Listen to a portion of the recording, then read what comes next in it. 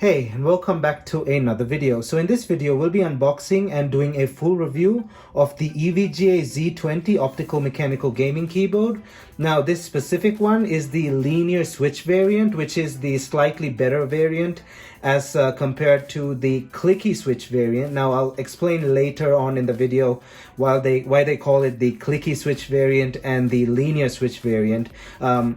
The linear switch being slightly more pricey and slightly more better as well, considerably better, depending on how you look at things. And this one is the linear switch variant, which was about $64 to $65 on Newegg's Christmas sale, as opposed to its original price, which is about $130 to $140. The Clicky variant was about $54, so about a $10 difference there. So I just went ahead with the linear variant because it's considerably better, as mentioned by the reviews, and we're going to unbox it and do a full review on this thing. As usual, before we jump right in, don't forget to smash that like button down below, as it helps this video get on YouTube's algorithm. And also don't forget to hit that subscribe button down below and ring that bell notification button to get notified whenever I upload a new video. I'm on Instagram, Discord, and Twitter, and you can follow me on those using the links down in the description below. And now let's jump right into this video. Okay, so firstly, for a quick go around of the box itself. Now up front, as you can see, it says EVGA up here, and down here it says Z20 Optical Mechanical Gaming Keyboard. Now I'll mention this optical mechanical part a bit later. It's a sort of a new technology when compared to older mechanical keyboards. I'll get into detail with that later. There's a picture of the keyboard itself here as well, and it says linear switch up there as well. Like I said, I'll explain that as well. It says switch linear, and I'm pretty sure on the Clicky variant it says Clicky Switch or something, whatever. Moving on to the side of the box, as you can see, it says EVGA Z20 on the longer side of the box, and it's the same on the other side as well as on the shorter side of the box. Moving on to the back of the box, as you can see, there is a bunch of information about the keys and what each of them do, some information about the new switch type, and you can basically pause the video here if you want to read that stuff. And now let's just move on to the unboxing itself.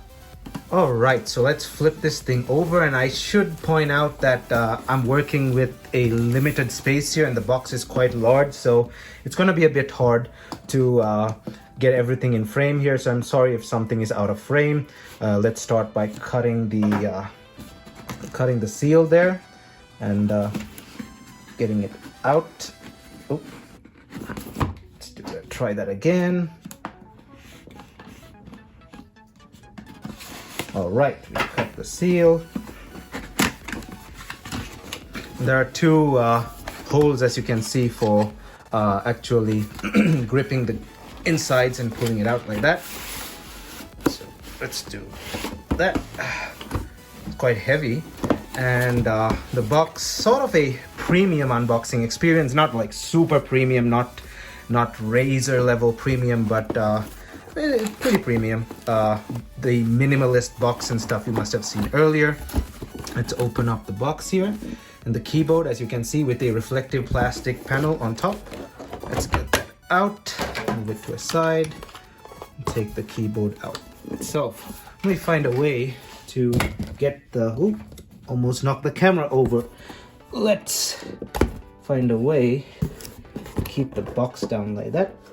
Keep this plant over there. And now we can get the keyboard out itself. First, there's the cable and the palm rest, or the hand rest, whatever you want to call it. It's in a bag. Is the bag sealed? Let's unseal the bag. And it's a padded palm rest. It is soft to the touch. I can already feel it, and I saw it in the photos. So that is the palm rest or hand rest, whatever you want to call it. Right off the bat, really soft, towards the softer side, but not super soft either. It's got this sort of alligator or snake skin texture, as you can see there. It's not rough or anything. It's really smooth, really soft. So big thumbs up to that. I like smooth surfaces, especially when it comes to gaming peripherals. So yeah, that is what it is. And here's a close-up if someone wants to see. That's what it looks like. Let's move it to a side. And it may seem I'm sort of out of breath. That's because I'm doing this at a weird angle. Here's the the cable itself. So it's a braided cable. Let me bring it closer. As you can see, it is a really high quality braid. So really high quality braid. There's also an audio jack extension. We'll mention that earlier. That's because this thing also has an inbuilt audio jack for it. So you can plug your headphones to it if your headphones have a short wire. Okay, so I had to actually do that off camera because the wire was kind of stuck. Here's the keyboard itself. Let's leave that to a side because I noticed something else in the box. So we have some extra keys over here. As you can see, they're in a shrink wrap bag. We also get the key remover, so that's really nice. Here's a close-up of that key remover and extra keys in a shrink wrapped bag. So that is something I may or may not use. I'm not really sure. We have some EVGA information in a sort of spread out booklet like thing, as you can see here. Lists all the keys and stuff, and again, if you want to pause the video, you can see all the types of keys and stuff. And yes, if you want a quick answer, does this thing have game mode? Yes, it does have game mode by pressing this switch, so that the Windows key is disabled when you press that switch, so you don't accidentally press it while you're playing video games. And that is the quick start guide. Alright, so we have the keyboard out of the box, and let's have a quick go around of the keyboard itself. So up front here, we'll talk about the game mode button first. So the game mode button is really clicky. I don't know if you can hear that. We'll bring it for a close-up in a bit so that you can hear the clicking sounds themselves. So basically what this game mode button does is it disables the Windows key, so when you're playing games you don't accidentally press it and basically drop down the game, and that'll really piss you off if you're playing a multiplayer game. So that is that. There's the EVGA branding over here. That's sort of a gimmick. It looks like metal, but it's actually not. It's a plastic. The time of flight sensor is over here that we'll talk about in a bit. The time of flight sensor basically allows you to map it to any of the computer controls, and it's basically a proximity sensor. So if you leave the area, the keyboard knows that you left, and it can actually do any mapped command based on what you want. So that's quite interesting. It has a time of flight sensor. Over here, the roller for the volume, it feels really solid. It is, I think, made of metal, or it could be a really high quality plastic. I really can't tell, but it's really high quality. It feels really premium, and that's a big thumbs up from me. This is me who moved from a Logitech G910 Chaos Spectrum, or was it G910? Oh no, G910 Orion, that's what it's called. So I moved from a G910 Orion, which at launch was a bit more pricier than this thing as well. It was about $190. So for me to praise this is actually a testament to this keyboard itself. Over here we can see the fast back, play, pause, fast forward, and the mute buttons as well. So we have the buttons under the volume roller over there. And we have some lights over here. This is the game mode light to show that game mode is on or off. And that's basically the front of the keyboard. Moving on to the side, let's get my bearings straight here because I'm moving around the room here. I don't know if you can see that on, okay, there we go. So that is the headphone jack. That's why there is an extra headphone cable that we'll talk about in a bit. This headphone jack also has microphone, if you're wondering. And it also has a USB extender over there, so if you want to extend USB cords on your keyboard, you can go ahead and extend the USB. You can also further extend this thing with your third-party USB hub, so you can get multiple USB plugs right next to your keyboard. Let's move on to the back of the device now. Over here, so at the back of the device, we have the feet over here, so you can move them up and down. We have 2 feet on both sides like that. They lock solidly in place, and these feel really good. And if I bring it really close, so you'll see that they're segmented. So you have different heights to choose from, but basically 2 heights. So one height is like that, and you want to get a bit higher, you can do the full size. So that is quite interesting, and it's a good feature. So we have some warranty information that I'm covering there, the serial number, and basically I think some other warranty stuff, I'm not sure. We have the ratings and the FCC markings over there, and it has this sort of, I don't know what that pattern is. You can tell me down in the comments what this pattern is. It's really reflective as well. As you can see, my upward facing camera is reflected in the pattern. The rubber feet are also over there, and they're really high quality rubber feet as well. And again, sorry for the if it goes out of focus or out of frame here. I'm doing this with limited space. We have the cables over here. So we have the cable for the keyboard itself, the USB cable for the keyboard itself. We have the USB extender cable, as you can see there. And we have the headphone jack cable, which goes to the computer, which is a combo jack with the microphone left and right. So microphone left and right, so if you wanted to know.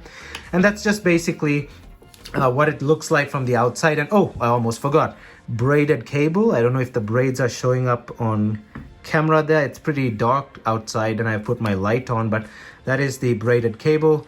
The braids are really fine, so they're not like a very rough braid, and they do feel really nice to the touch. That's why you can't really see it, because it's really fine, and it's a really high quality premium braid. So that's basically what the keyboard looks like from the outside. And now let's just go plug it into the computer and basically run over the EVGA software that governs the keyboard as well.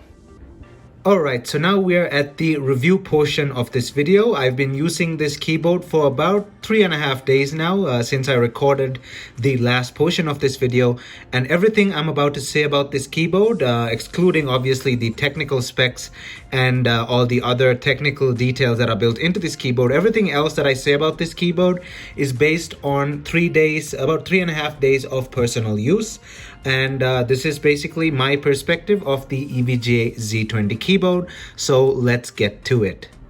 Alright, so we're here with RGB's Unleashed software. It's called EVGA Unleashed RGB or EVGA Unleash RGB, whatever. This is what it looks like, the icon. That's what the icon looks like, EVGA Unleash RGB. And this is the layout you're greeted with. Now, initially on Newegg's reviews, a lot of people had said this software is crap and it keeps crashing. Throughout the 3.5 days that I used this thing, I've never had that issue. It works just fine for me. Never had an issue, works perfectly. And yeah, I guess they fixed it, because they're getting into the accessory market and they should have a properly working software. And the software is working fine now. They fixed it probably with the latest update, or by the time that I started using it, they've already fixed it. So no more crashing issues like the reviews say on Newegg's review section for this keyboard. So up front here we have a picture of the keyboard plus the profiles to the side. We have setup over here. You can go into setup.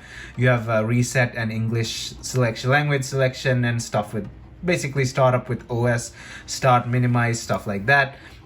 Over on the general setting, we have key configuration. We also have the report rate that I mentioned earlier. When you set it to 4000 or 2000, like I do here, it gives you this warning saying that anything above 1000 Hertz might affect some video games, and it might cause compatibility issues.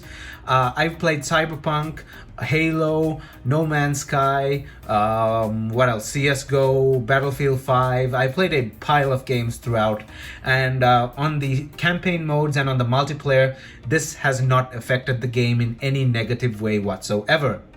And since you have the 4000 4000 Hertz or 0.25 millisecond report rate, you might as well set it to that, so the keyboard responds faster and you get your inputs in faster, so that you have an edge while playing competitive video games on ranked mode or whatever, Apex ranked or CSGO ranked or whatever. So definitely select the 4000 Hertz report rate, as there's not going to be any bad effects that any of the games have. So you can go ahead and select 4000 Hertz report rate or 0.25 milliseconds over there. Just ignore the message. It really does not negatively affect the game. It only can affect your gameplay positively. So moving on to game mode, you have disable keys, whichever the game mode key can be selected to. We have app key, left shift, alt F4, control escape, tab, alt and tab as well. So I've set it to the Windows key to disable the Windows key when I'm playing video games, but depending on what you want, you can select to disable whatever key. You have your character repeat settings over here as well, with some sliders for repeat rate, speed, and repeat delay time, and the test area as well. Going over to the time of flight sensor, you can turn it off and on over here, and I'll demo the sensor in a bit. So you have settings for it here. You can set it to wake up the computer or unlock the computer, or just to, when you basically set it to none, it's when you come near the computer, it doesn't do anything to the computer, but it lights up the lights on the keyboard. The keyboard lights start lighted up. They basically light light up, and I'll demo that in a bit. But if you set it to wake up, you can set it to wake up the computer or unlock the computer as well. This also, I'll show you the light mode, basically by row or by explosion or raining or whatever. It's basically the effect that the keyboard gives you in terms of lighting when you come near the keyboard. I'll show you again. Now I've set it to by row by default, and I'll show you in the demonstration as well. It lights up row by row. Keyboard, the rows like this, it lights up row by row by row, and it's pretty nice. But you can also set it to explosion, raining, barber pole, whatever. And you have brightness settings over here, but you can also do brightness settings from the function key, which I'll show you in a bit. Now, leaving the keyboard, it takes 10 seconds for the light to time out. You can also set it to other things like that. None, sleep, lock, and dark. You can dock the keyboard as well, turn it off. And you have your distance setting, as you can see here. You can set it to 120 centimeters, which is the max, or you can set it to, depending on how close you get to your keyboard. Or if you don't want the computer to accidentally turn on, if you have a wake up selected and you don't want the computer to accidentally wake up when you walk past the keyboard. Let's say you're just walking past the keyboard and you don't want the computer to accidentally turn on, you can reduce the distance so that the keyboard doesn't wake the computer up by accidental means. So that's basically the time of flight sensor settings there. We have lighting effects here. You know this is your RGB settings. You can go ahead, pause the video, look at the settings. We have key assignments here. You can assign all your keys. And we have our macro editors. You can edit the macro keys on the left side of the keyboard. We have a bunch of profiles over here, and you can go ahead and apply or add default settings depending on what you want. So that is basically the EVGA Unleash RGB software, and I'll show you a few other things with the lighting effects as well, on how to increase the brightness and stuff like that. And you can also select brightness using the function key, and you can also select the pattern, the way the light effect, like you see it's in a circle pattern like that, the red and the green are going like that. You can also change that using the keys, which I'll show you right now. Alright, so the function key can also change the brightness and change the lighting pattern, as I mentioned earlier. So brightness, you press the function key and it does that, and then you can reduce the brightness, and if you want you can turn it off entirely even while you're next to the keyboard, not depending on the time of flight sensor there, so you can turn it off entirely. It would have been nicer to have a instant light kill switch like I did on my Logitech G910 Orion, but hey, it is what it is. It's just a few clicks up and down. When I'm usually studying and stuff, I have it turned off, but you can increase it to that, and that is the max brightness. So as you can see there, I usually keep it around somewhere there, not too bright, not too dim either. Now you can change the settings, the color profile, basically the patterns and stuff, by these two keys, by function and these two. As you can see, it changes the way the keys light up. It's showing better on the camera. Okay, now we can also turn it off like that, or have it like as you can see, the patterns are changing, the lights are moving in a different way. You can also change it to do something else. Is that off? Yeah, I think that's off. You can do that. You want just red, you want just still colors or blinking colors, you want I don't know what that pattern is. You can just basically cycle through the wavy patterns. I think this is called the explosion. I'm not really sure. I'll show you on the screen there. As you can see, when I press the buttons, it changes the patterns. There you go.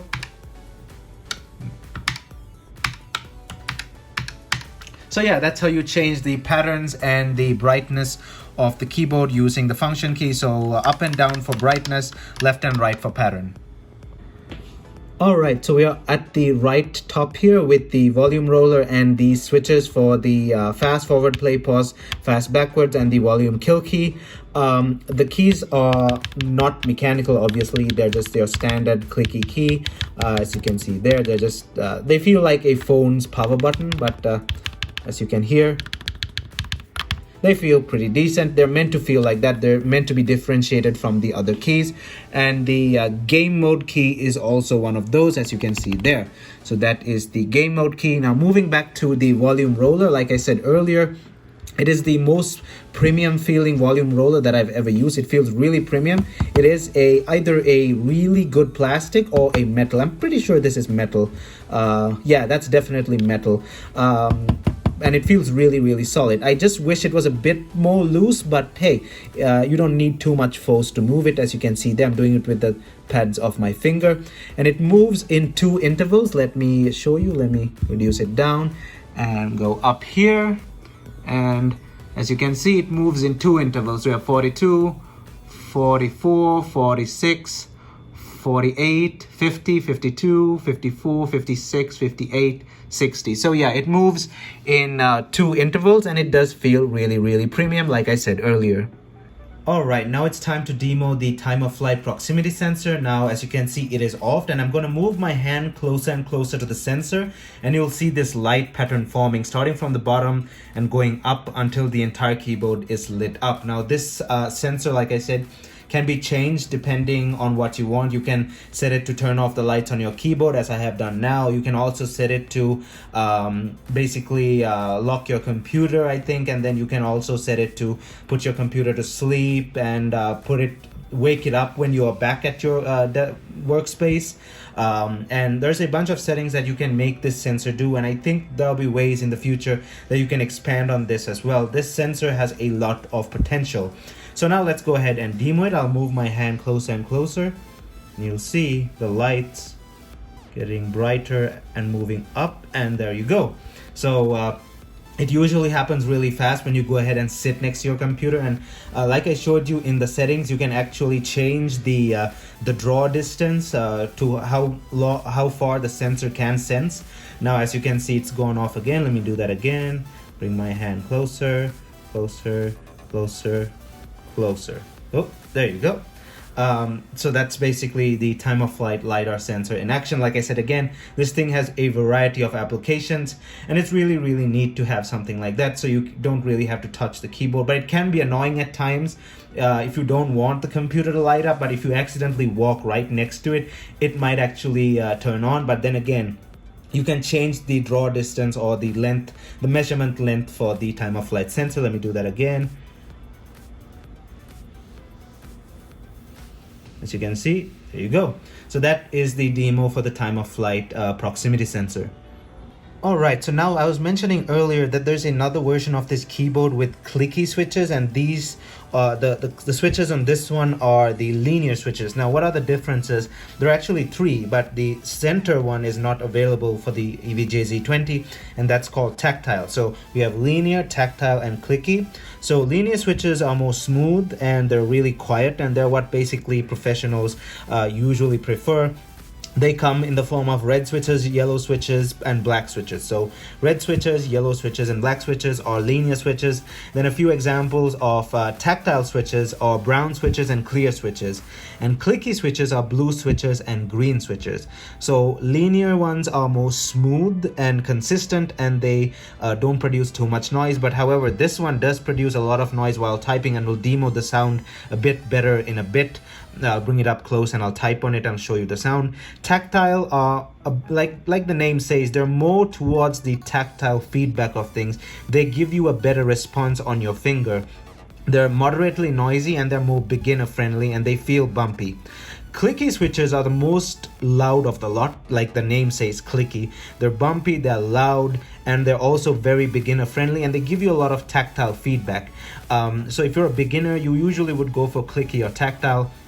And if you're a professional, you usually go for linear.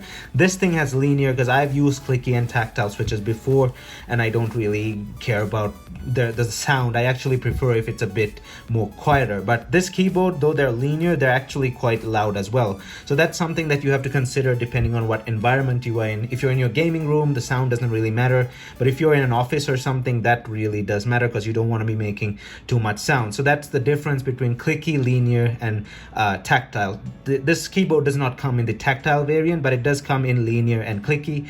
Linear is more smooth and more consistent, better for gaming. Clicky is more loud and gives you better feedback. So yeah, those are the differences. Alright, so now I was mentioning earlier that these things are called optical switches. Now, optical switches is a relatively new technology, and there are 2 types of optical switches out there. The first is designed and I think manufactured by Afotech, and that's the type used on this keyboard, which are the lightning strike or LK optical switches. And there's another type, I could not really find some examples, but I'm pretty sure there's somewhere. The switches are called Adomax or FlareTech. The company that manufactures and designs them is called Adomax, and the technology is called FlareTech. So we have A4Tech's lightning strike, which is used on this, and Adomax's FlareTech. Now, the way optical switches work is a bit different. Mechanical switches, there are mechanical contacts between the pads and between the keys. When you press down, they contact and they make basically send off an electrical current. On optical switches, it's a bit different. There's a light sensor under each switch, and when you move past a certain threshold, meaning the actuation distance, the switch gets triggered and electricity is sent as a signal. So that's the difference. Mechanical, it's mechanical contact, and optical mechanical is technically also mechanical, but instead of contact pads, it uses light barriers, where when you pass the light barrier at a certain threshold is when the switch actually actuates. So the actuation distance and stuff, it could be varied depending on the way you want the switch design, and I'll mention this specific keyboard's actuation distance in a bit. But the main reason they came up with the optical mechanical versus the standard mechanical is the standard mechanical keyboards do degrade over time. The oxidation between the metals sometimes causes degradation, but when there are no physical contact pads and they use light instead, there is no degradation. However, if the light sensor goes off in one of the switches, then I think it's a bit harder to replace and stuff. But since this is a new technology, we really don't have data overall for such things. So that was the difference between optical mechanical and standard mechanical. Alright, so now getting into the technical specifications of this particular keyboard. Now, like I said earlier, this is an optical mechanical keyboard with the A4Tech designed LK lightning strike optical mechanical switches, which are linear in fashion. So linear optical mechanical lightning strike switches designed by A4Tech. I'm not sure if A4Tech manufactures them for the EVGA Z20. However, they're definitely designed by A4Tech, which is a Taiwanese company. So the total travel distance is 3 millimeters, as you can see here. I've put it on screen in a transparent image sort of thing, so that you can get the tech specs. And if you want, you can pause the video if you just wanted all the tech specs straight and forward. So the total travel distance is 3 millimeters. The actuation distance is 1.5 millimeters, which is the distance for electrical signals to start being transmitted, meaning, like I mentioned earlier, when the light barrier is passed, the signal is sent to the computer. So that is the actuation distance, the distance you have to move each key for it to send a signal out. So that's 1.5 millimeters. And the actuation force, the force that resists your finger, is 45 grams. So the force when you push on each key is going to be 45 grams. It may be a bit different for the space bar, because I've felt that sometimes it's a bit more tough on it's a bit more forceful on the spacebar, but that could be just me feeling a larger surface on the spacebar, and that's why. But I'm pretty sure it's all the same. So at 45 grams. This thing also has a microprocessor built in, a 32-bit ARM Cortex processor, which is an M33. EVGA calls it the M33 processor, which helps with all sorts of input. This keyboard, like I said, has a lot of options. It has a headphone jack, it has a USB extender, and it's a time of flight sensor. So that requires a lot of processing to be quick. You don't want to send it to the computer and get the data back, because that'll take a longer period of time. So instead, they have the processor built into the keyboard itself. So EVGA calls it the M33 processor, which is a 32-bit ARM Cortex-based processor. The USB report rate on this thing is 4000 Hertz, like I said, or 0.25 milliseconds. And like I showed you earlier, you can actually put RGB per key and stuff like that as well. And it has RGB bars on the side, like I showed you as well, and you can see in this video as well. In terms of width, the keyboard is 5.94 inches or 151 millimeters. In terms of length, it's 17.54 inches or 445 millimeters. In terms of height, it's 1.48 inches or 37.5 millimeters. and it weighs about 3 pounds in total. And product warranty also comes as 3 years, so 3 years product warranty with registration also recommended using your IMEI or serial number.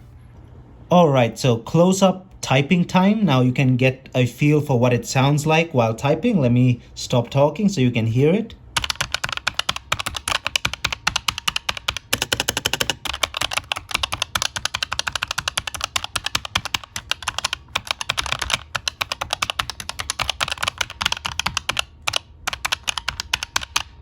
So as you can hear, it is a bit towards the louder side, even though I said linear switches are a bit more towards the less loud side. This keyboard is, however, pretty loud, but it's not as loud as obviously the clicky switches or the tactile switches that I mentioned earlier. But anyway, they feel really nice and they sound just about how much I like it. I don't really care about the sound, but they feel really nice. The 45 grams of actuation force feels really nice.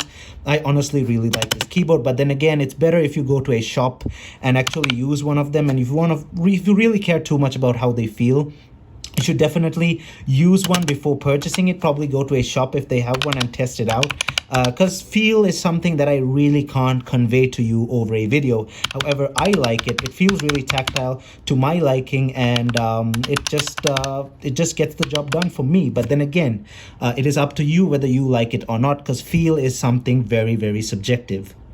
Now, one of the main things I like about this keyboard, now we're getting into the technical details of this specific keyboard, is that, as you can see, there's a huge gap between the keys and the metal surface of the keyboard, which is really, really nice because it's easier to clean. And yes, the surface under there is actually metal. I confirmed that. This huge gap makes it so easy to clean, and since they give you the key removal tool in the bag, like I showed you in that vacuum sealed bag, cleaning this keyboard is going to be a breeze. You'll just have to clean the gunk or the whatever goes in there, your food particles or whatever you do next to the keyboard, the dust, whatever. You'll just have to probably be careful of the stuff going near the light sensors that I mentioned under each key, because that might seriously affect it. But I'm pretty sure they thought of that and actually designed it in a way so that it's not easy for stuff to get into the light sensors. However, this keyboard with this huge gap is so easy to clean. I've already tried it out by taking a few keys out. It's really, really easy to clean, especially since they give you the tool and there's a huge gap. You don't always have to remove the keys. You can just dust it by moving it like this and just shaking it a bit or something like that. So big thumbs up for the big gap between the keys and the frame of the keyboard. Now, another thing that I really, really love about this keyboard is the palm rest or hand rest. It's really, really soft. It's not really rough. Like I said earlier, it's not one of those rough sort of cloth textured hand rests. I hate those. When there's the cloth texture, I really don't like them. This is a more leather texture. This is not obviously real leather. It is fox leather, but it's really soft. It's not too soft either, and it's not too hard either. It's right on the dot, and I really, really love how it feels. It's easily the best keyboard hand rest that I've used. Easily, there's no comparison. Easily the best keyboard hand rest I've used, and I've used a lot of keyboards throughout my lifetime as a I'm not a professional gamer, but a serious gamer, I'd say, a serious competitive gamer online, and a person who types entire descriptions and scripts for YouTube videos and stuff like that. Throughout the course of about 15 years, yeah, I've used lots and lots of keyboards, probably close to 50 keyboards or even more, but none of them have compared to the hand rest that I can find on this keyboard. It feels really nice, it's really soft, and I give it a big 10 out of 10 easily for this hand rest. The only complaint I have a bit is the magnets. If they were a bit stronger, it would have been better, because sometimes the magnets, they come when I'm moving this thing about. Sometimes the magnets come loose and like the thing flops around like that. So I wish the magnets were a bit tougher, a bit stronger, but that's just a minor complaint.